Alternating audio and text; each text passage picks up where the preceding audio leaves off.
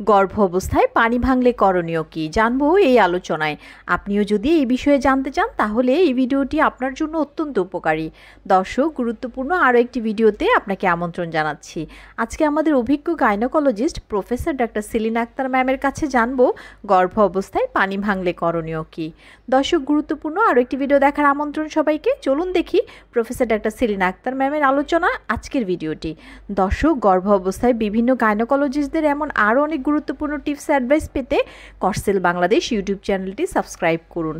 দর্শক, মূল ভিডিওতে যাওয়ার আগে সকল গর্ভবতী মায়েদের জন্য গুরুত্বপূর্ণ বেশ কিছু তথ্য দিতে চাই। আপনি জানেন কি, WHO নির্দেশিকা অনুসারে গর্ভ অবস্থায় কমপক্ষে 4 বার আপনার স্ত্রীরোগ বিশেষজ্ঞের পরামর্শ নিতে হবে। গর্ভ অবস্থায় 5টি বিপদ সংকেতের একটিও যদি আপনার সাথে ঘটে, ঘরে বসে সময় নষ্ট না করে অবশ্যই আপনার নিকটস্থ স্বাস্থ্যকেন্দ্র অথবা ডক্টরের কাছে যেতে দেরি করবেন না। শুধুমাত্র জরুরি ক্ষেত্রে ঘরে বসে সময় নষ্ট না করে হোয়াটসঅ্যাপ ভিডিও কলের মাধ্যমে সিনিয়র স্ত্রীরোগ বিশেষজ্ঞের সাথে পরামর্শের জন্য কল করুন 01312178913 এই নাম্বারে। আর হ্যাঁ, সকল গাইনোকোলজিস্ট ডক্টরদের ইনফরমেশন বিস্তারিত জানতে আমাদেরকে ইনবক্স করতে পারেন। ধন্যবাদ। আচ্ছা, প্রথম বলছে যে অনেক পানি ভাঙে। হ্যাঁ, অনেক পানি ভাঙা মানে হচ্ছে কি?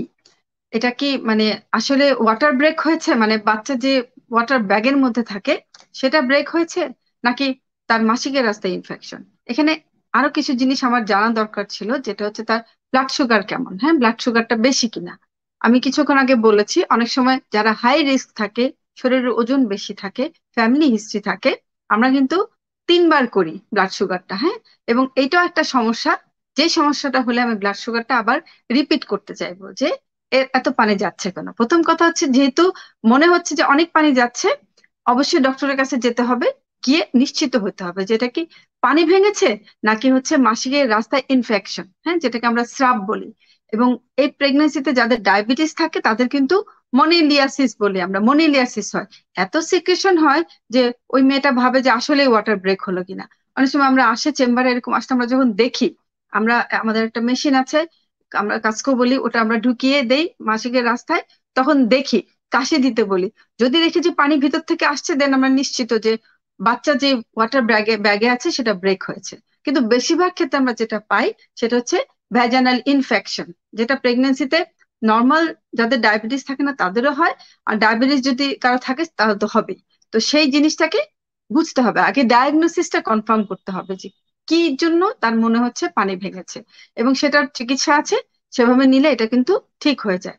তারপরে ওনার যে সমস্যাটা সেটা হচ্ছে রাতে ঘুম হয় না এবং শরীরে জ্বালা পোড়া হয়। জ্বালা পোড়া হলে আমরা ভিটামিন বি কমপ্লেক্সটা দিতে বলি। ভিটামিন বি কমপ্লেক্স অনেক সময় জ্বালা পোড়া কমায়। এটা একটা নিউরোলজিক্যাল প্রবলেম, অনেক মেয়ের হয়, ওটা ঠিক হয়ে যায়।